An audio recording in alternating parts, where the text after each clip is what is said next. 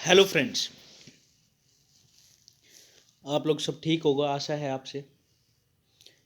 और मुझे लगता है कि आप लोगों की तैयारी बड़ी ज़ोरों शोरों से चल रही होगी।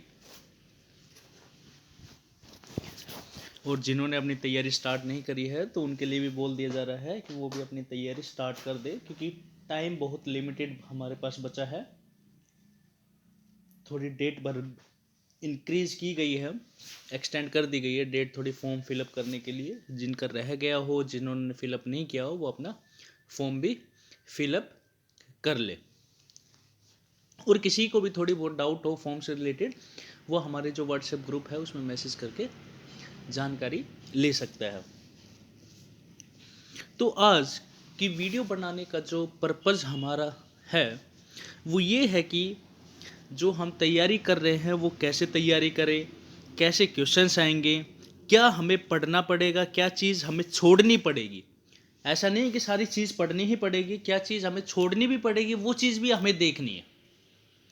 क्योंकि अगर सारी चीज़ ही पढ़ लोगे तो आपके पास टाइम इतना है नहीं कि आप सारी चीज़ पढ़ सकते हो। और क्या चीज़ हमें छोड़नी है वो चीज़ हमें पता होनी चाहिए कि क्या चीज़ हमें छोड़नी पड़ेगी, ताकि उसको हम एक बार या दो बार रिवाइज करें, उससे भी हमारा क्या काम चल जाए, हम क्वेश्चंस को अटेम्प्ट कर पाए। तो इसी से लेकर आज थोड़ा टाइम निकाल करके क्लास के अलावा आप लोगों के लिए थोड़ी एक छोटी सी वीडियो के माध्यम से मैं आपको बताना चाह रहा हूँ कि स्पेशली पीजीटीज के लिए, जो एग्ज़ाम की तैयारी कर रहे हैं उनके लिए सिलेबस आप लोगों को पता है, बुक्स आप लोगों को बता दी गई है कि कौन सी बुक से आपको सफिशिएंट रहेगा, कहाँ से आपको पढ़ना चाहिए। अगर नहीं देखी है अभी तक वो वीडियो, तो आप लोग प्लेलिस्ट में जा करके आप वो वीडियो देख सकते हो। उसमें आपको प्रॉपरली एक्सप्लेन किया गया है कि कौन सी बुक आपके लिए सफिशिएंट है एग्ज़ाम देने के लिए। क्योंकि मेरा ये वीडियो बनाने का ये मकसद था कि कुछ बच्चों के, जो आप और हमारे साथी है, कुछ साथियों के बच्चों से याद आता है कि क्लास में जब पढ़ाते हैं तो उनको बच्चे बोलते हैं, उसी के लैंग्वेज पे आप मत लीजिएगा। अब आप बच्चे नहीं हैं, आप लोग टीचर बनने वाले हो, तो हमारे साथी ही बनने वाले हो आप लोग। कभी ना कभी मुलाकात होगी तो बातचीत की जाएगी केवी में आने के बाद। तो कुछ जो हमारे साथी है, जो फ्रेंड्स हैं, जो तैयारी कर रहे हैं, उनका डाउट है कि सर हमें क्या पढ़ना चाहिए, कैसे क्वेश्चंस आते हैं, क्या स्ट्रेटेजी बनाए, तो कैसे हम अपनी तैयारी करें, उसी से रिलेटेड एक छोटी सी वीडियो बना रहे हैं। सबसे पहले भाई, कोई भी चीज़ की आप तैयारी करते हो, कोई भी चीज़ की आप तैयारी करते हो, तो आपको सबसे पहले उसका क्या पता होना चाहिए, सिलेबस। क्या पता होना चाहिए, सिलेबस। अगर आप लोग, मेरी थोड़ी कड़वी बातें भी रहती है, क्योंकि आप लोगों को बुरा भी लग सकता है, उसके लिए पहले ही मेरी तरफ से सॉरी। उसका कारण ये है कि आप लोगों के फॉर्म फिलअप किए जा रहे हैं, तो वो लोग पूछ रहे हैं जिसको एक महीना हो गई है, शायद आई थिंक 2 दिसंबर को नोटिफिकेशन आ गया था, और आज से रिलेटेड, मतलब आज जब वीडियो बना रहे हैं तो 29 दिसंबर है आज, तो लगभग एक महीना होने को आ रहा है। वो लोग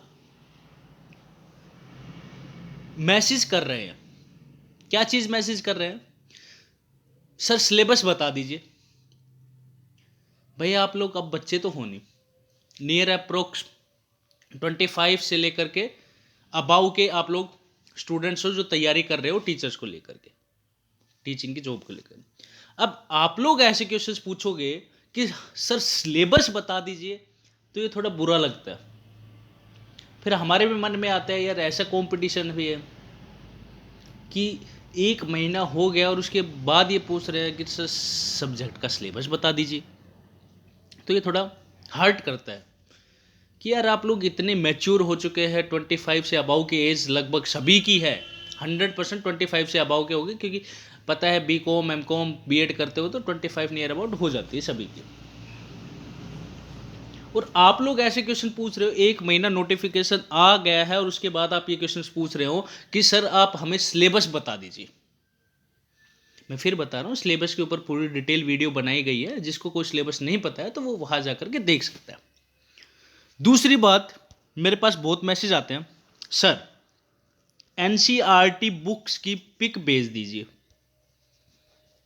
अरे भाई, एनसीईआरटी की बुक की फोटो या पिक भेजने की क्या जरूरत है, मेरे को ये समझ में नहीं आ रहा। आप किसी भी दुकानदार के पास जाओगे, आपके नियर अबाउट एरिया में जो भी शॉपकीपर होगा, उसको जाकर के बोलना सर 11th-12th की मेरे को एनसीईआरटी की बुक्स दे दीजिए, सब्जेक्ट की, जो भी आपका कंसर्न सब्जेक्ट है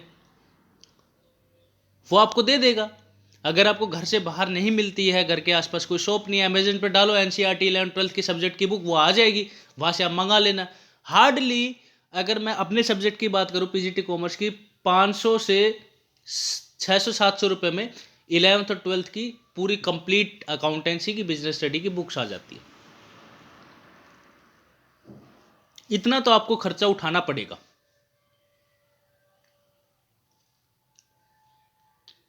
कोई ज़्यादा महंगी बुक नहीं है, मैं ये नहीं बोल रहा कि ये इससे करना है कंपटीशन, ये करना नहीं, एनसीईआरटी खरीदो, वो सफिशिएंट है।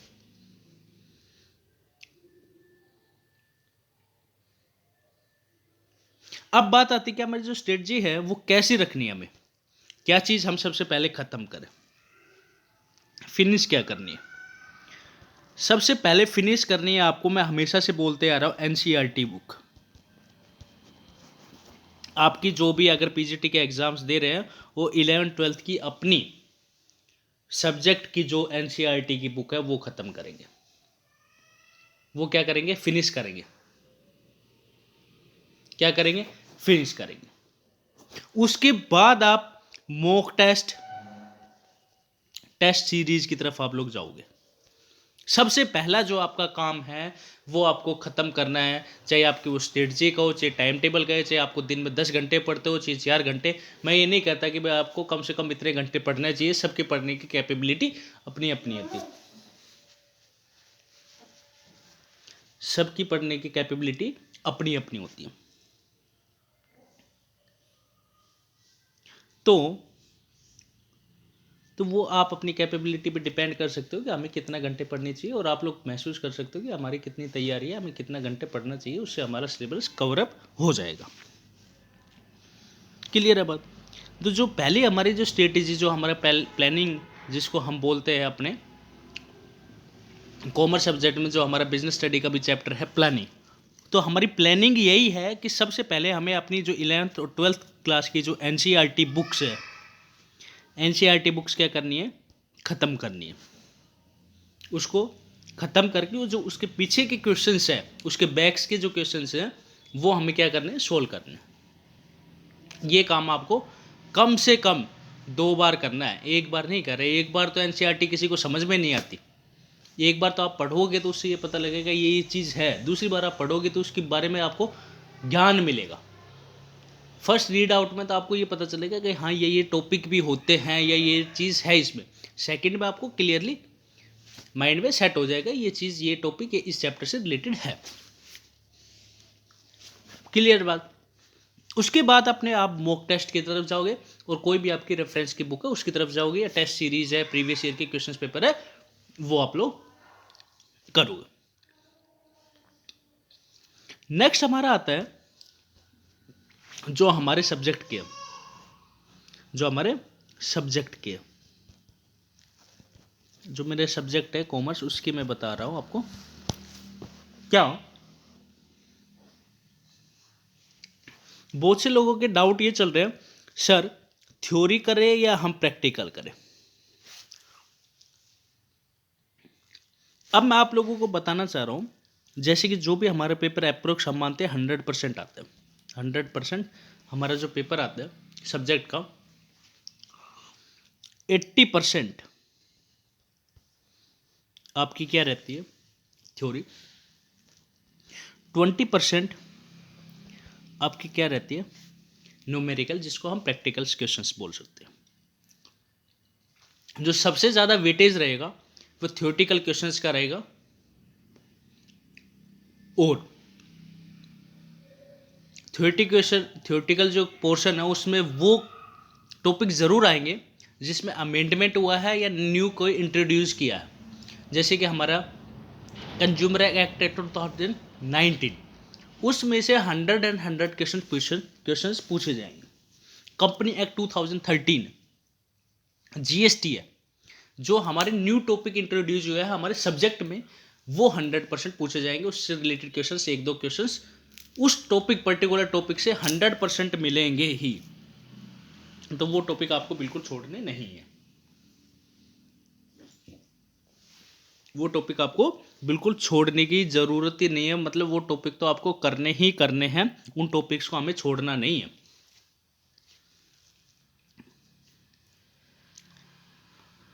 तो आप इससे अंदाज़ा लगा सकते हो कि जो हमारा वेटेज है थियोरेटिकल पोर्शन का, वो कितना है, 80% है।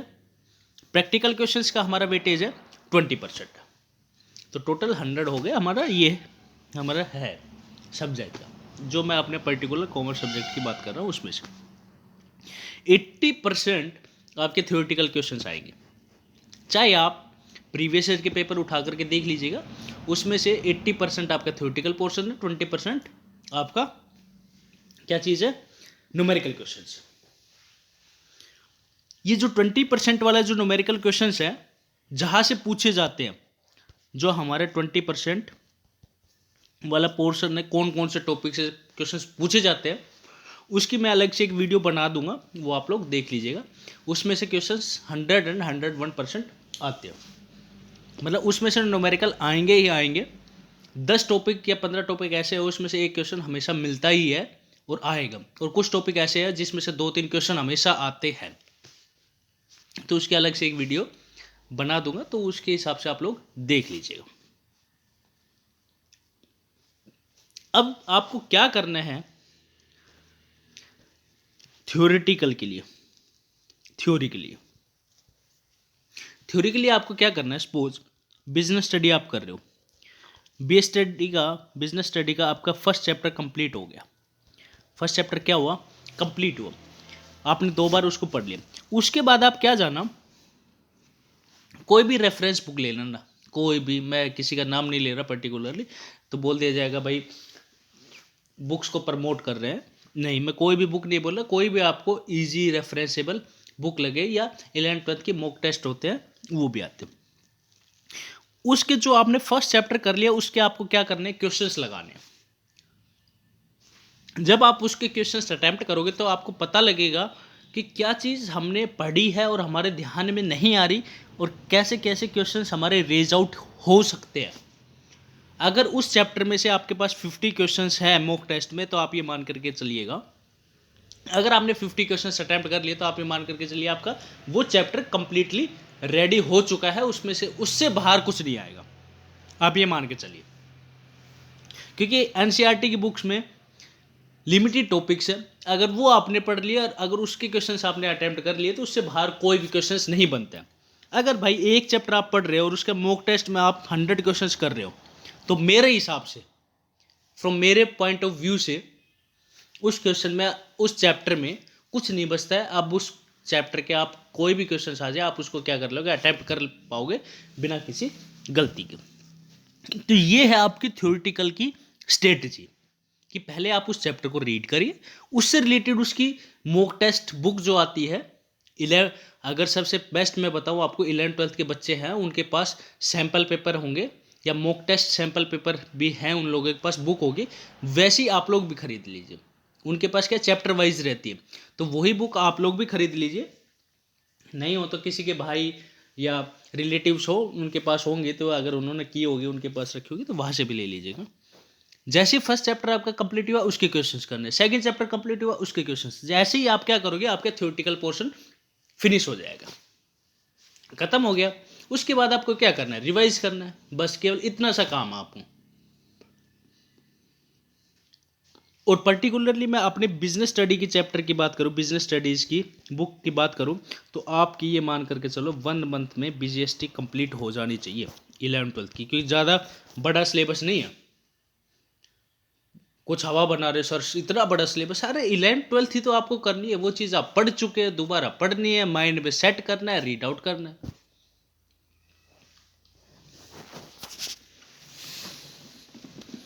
क्लियर है ना बात? तो आप कोशिश करो कि आपका जो बीएसटी का पोर्शन है वो एक मंथ में कंप्लीट हो जाए क्वेश्चंस के साथ, तब आपके पास रिवीजन के लिए टाइम काफ़ी होगा। और कुछ बच्चों के क्वेश्चंस आ रहे हैं कि सर जो हमारा पेडागोजी, जो साइकोलॉजी जिसको बोल रहे हैं, कोई पेडागोजी भी बोलता है, 40 नंबर का जो मार्क्स के क्वेश्चंस आ रहे हैं वो हम कहाँ से पढ़ें? वो आपको बीएड की बुक से पढ़ना है। बीएड की बुक में आपको पूरा प्रॉपर उस पर्टिकुलर सब्जेक्ट्स के हो गए, उस सब्जेक्ट के चैप्टर है। जैसे आपको दिया गया है टीचिंग एंड लर्निंग, उसका भी एक हमारा सब्जेक्ट है और उसकी एक प्रॉपर बुक है। उसकी टेंशन लेने की ज़रूरत नहीं है। अगर किसी के पास नहीं है तो भी कोई नहीं है, मैं उससे रिलेटेड 1 तारीख से अपने नए साल से साइकोलॉजी की भी क्या होगी प्रॉपर। देखो मैं एक सबसे पहली बात है कि मेरे चैनल पे जी मैं उसको एक टॉपिक करा रहा हूँ दिन में, चाहे वो 2 टॉपिक करा रहा हूँ, उस टॉपिक की पूरी डिटेल वीडियो मिलती है आपको। मैं ये नहीं करता कि ऊपर ऊपर कर लिया और एमसीक्यू क्वेश्चंस करा दिए, नहीं। पहले उस टॉपिक से रिलेटेड हमारे पास पूरी जानकारी होनी चाहिए। मैं पूरी पहले जानकारी बताऊंगा, उसके बाद उसके क्वेश्चंस कराऊंगा। मेरे पास कमेंट्स आ रहे सर प्रीवियस ईयर के क्वेश्चंस करा दीजिए। भाई पहले उस चीज़ की आपके पास उस टॉपिक की नॉलेज होनी चाहिए। मैं ये मान करके चल रहा हूँ, मैं जो वीडियो बना रहा हूँ कि ये मान करके चल रहा हूँ आपको, मैं बिल्कुल जीरो से बता रहा हूँ। जैसे मैं अपनी क्लास में पढ़ाता हूँ 11th-12th के लिए बच्चों को, वैसे ही आपको मैं पढ़ा रहा हूँ केवल जीरो से लेकर के, क्योंकि 11th-12th से बाहर कुछ नहीं आना है। वही हम लोग छोड़ देते हैं। हम ये सोचते हैं क्या 11th-12th यार, 11th-12th तो हम पढ़े हैं, ऐसे क्वेश्चंस कर देंगे। वही हमारी सबसे बड़ी क्या है गलती है भाई, हमारी सबसे बड़ी गलती है जिसको हम हल्के में ले लेते हैं, वही हमें डुबो देती है। तो हमें 11th-12th को हल्के में नहीं लेना है। चाहे बीकॉम एमकॉम को आप हल्के में ले लेना, लेकिन 11th-12th को हल्के में नहीं लेना है। अगर हमने 11th-12th को हल्के में ले ली तो पेपर हमको हल्के में ले लेगा, ये बात याद रख लेना। अगर हमने 11th-12th को हल्के में ले लिया तो पेपर हमें हल्के में ले लेगा। तो सबसे ज़्यादा जो फोकस रखना है वो आपको 11th-12th पे रखना है। बीकॉम एमकॉम पे आप नहीं भी रखोगे तब भी हमारा काम चल जाएगा। अगर लेकिन आप ये सोचे सर हम तो बीकॉम एमकॉम वाले करेंगे, क्वेश्चंस वही से आएंगे, तो आपकी ये गलत फहमी है। तो इसका मतलब पेपर आपको ले लेगा अपने लपेटे में। तब आप मुंह ताकते रह जाओगे सर ये क्वेश्चंस कहाँ से आ गए, और उस चीज़ को मतलब आप एक अपना मौका खो दोगे। तो सबसे बेस्ट स्ट्रेटजी है क्या है, 11th-12th को आप डिटेल में पढ़िए, जितना हो सकता है उतने ज़्यादा से ज़्यादा पढ़िए। और रही पेडागोजी की बात, मैं 1 तारीख से आप लोगों को एक ना से न्यू ईयर में मतलब कि जनवरी से आपकी पेडागोजी भी स्टार्ट कर दूंगा। हार्डली 1 मंथ में आपकी 40 नंबर का मैं कंप्लीट करवा दूंगा। उसको आपको टेंशन लेने की ज़रूरत नहीं है। बिल्कुल डिटेल में, ये नहीं कि ऊपर ऊपर क्वेश्चंस करेंगे, बिल्कुल नहीं, पूरी डिटेल में। उसके बाद उस टॉपिक से जितने भी क्वेश्चंस बनते हैं मैक्सिमम से मैक्सिमम उतने क्वेश्चंस आप लोगों के साथ शेयर किए जाएंगे। मैं अपनी तरफ से आप लोगों के लिए 100% देने की कोशिश करूँगा, क्योंकि इससे मेरे को कोई फ़ायदा नहीं है। आप अगर जॉब लगोगे, कभी हम मिले बैठे तब बात कर सकते हैं कि सर हम आपको जानते हैं, या हम लोग ना आपका चैनल के थ्रू थोड़ा बहुत पढ़ा था। मैं ये नहीं तो नहीं कह रहा कि आप मेरे चैनल से पढ़ करके या किसी भी इंस्टीट्यूट से पढ़ करके आप 100% रिजल्ट ले लोगे। बस मैं इतना ही ये कह रहा हूँ कि थोड़ा बहुत मैं आप लोगों का सहयोग कर सकता हूँ स्ट्रेटेजी में, प्लानिंग में, आपको कैसे डायरेक्ट करना है, कैसे तैयारी करनी है, क्या चीज़ आपको कैसे पढ़नी है, और थोड़ा बहुत मैं अपनी तरफ से आपको नॉलेज दे सकता हूँ कि ये टॉपिक ऐसे पढ़ना है। तो ये शायद वीडियो बहुत बड़ी हो जाएगी, तो मैं ये वीडियो यहीं पे कंप्लीट कर रहा हूँ। और रही जो आपकी बीएड की जो साइकोलॉजी का 40 मार्क्स का प्रिपरेशन है, आप निश्चित रहिए वो डिटेल में मैं आप लोगों को इसी चैनल पे करवाया जाएगा। पीजीटीज के लिए जितना भी सिलेबस है उसमें कवरअप कर दिया जाएगा। अभी के लिए आप केवल 2-4 दिन आप सब्जेक्ट पे फोकस करिए। जो भी आपका, हाँ ये एक बात ये देखें, जो भी आपको वीडियो अपलोड होती है या वीडियो करवाई जाती है, वीडियो के थ्रू जो बताया जाता है, वो आप डेली की डेली आप उसको नोट डाउन करिए या पढ़िए। उससे क्या होगा कि हमारा बेसिक कंसेप्ट बिल्कुल तैयार हो जाएगा। अब जैसे कि हमने अपने बिजनेस स्टडी में सेकंड चैप्टर हमारा चला हुआ है फॉर्म्स ऑफ बिजनेस ऑर्गेनाइजेशन। उसमें नियर अबाउट सारे टॉपिक हो गए हैं। पार्टनरशिप क्या होती है, हिंदू अनडिवाइडेड फैमिली बिजनेस क्या होता है, कंपनी क्या होती है, टाइप्स ऑफ पार्टनर्स क्या होते हैं। तो मतलब पूरी डिटेल में नॉलेज मिलेगी आपको, कोई ऐसा रफली ऊपर ऊपर नहीं चलेगा, बिल्कुल 0 to 100 तक आपको नॉलेज दी जाएगी। जो भी मटेरियल है वो आपको प्रोवाइड करवाया जाएगा।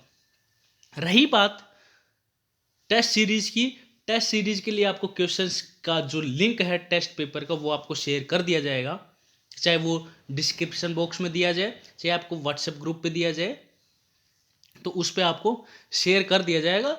उसमें आपको क्या करना है, नाम भरना है, डिटेल भरनी है, उसको क्या करना है, क्वेश्चंस आपको अटेम्प्ट करना है, आंसर की आप जैसे उसको सबमिट करेंगे तो उसकी भी आंसर की आपके पास आ जाएगी। मैं अपने कुछ साथीगण जो है उनसे मिल करके ये तैयारी कर रहा हूँ ताकि आप लोगों को थोड़ा बहुत बेनिफिट मिल सके, और मेरी यही आशा है आप लोग अपने तैयारी में जुटे रहिए। अगर कोई भी प्रॉब्लम आती है, भाई सारे सब्जेक्ट की तो नहीं कह सकता मैं, अपने पर्टिकुलर सब्जेक्ट की कह रहा हूँ, कोई भी प्रॉब्लम्स आती है, कोई भी डिस्कशन चाहिए तो वो आप बेझिझक कमेंट कर सकते हैं या ग्रुप में मैसेज भी कर सकते हैं। जैसे ही मेरा टाइम मिलेगा या मेरे को जानकारी मिलेगी मैं आप लोगों तक उसका सॉल्यूशन या उससे रिलेटेड जो भी आपकी क्वेरीज है वो सोल्व आउट करने की कोशिश करूँगा। Thank you and all the best.